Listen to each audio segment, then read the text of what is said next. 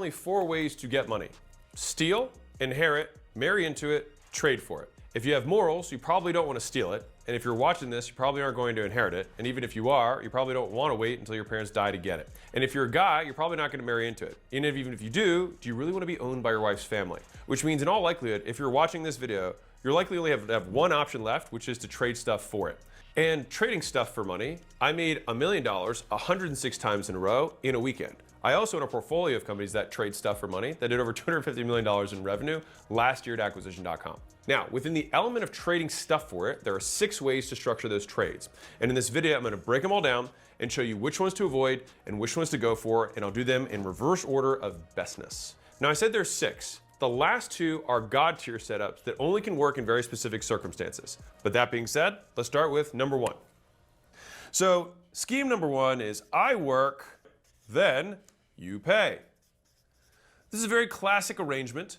This is a very standard W-2 employment agreement. So the trade is, no matter what happens, I get paid outside of getting fired. So as long as I don't get fired, I get paid. And so I trade risk for reliability in this construct. And as much as the entrepreneur talking heads want to say being an employee nowadays is riskier than owning a business, that's not really true. Because if it were, then everyone would own them and be rich. And that is not the case. And as a fun fact, the average business owner, like almost half of business owners don't make any money at all. That means they work the whole year and end up poorer than they started. Crazy.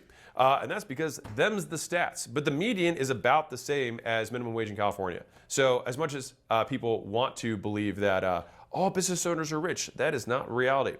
And so this is the lowest risk, but most reliable way of making money. The second way of trading stuff for money, a little bit better on our risk reward, number 2, is you pay as we go. So if you think about the first one is you you work and then you get paid no matter what. This one, it happens in parallel. So as I work, I keep getting paid. This is very typical for contractors. Sometimes it's like half now, half later, or I get paid along these milestones as long as these things kind of occur throughout our time period. So this is super typical for independent contractors and vendors. So the work is ongoing.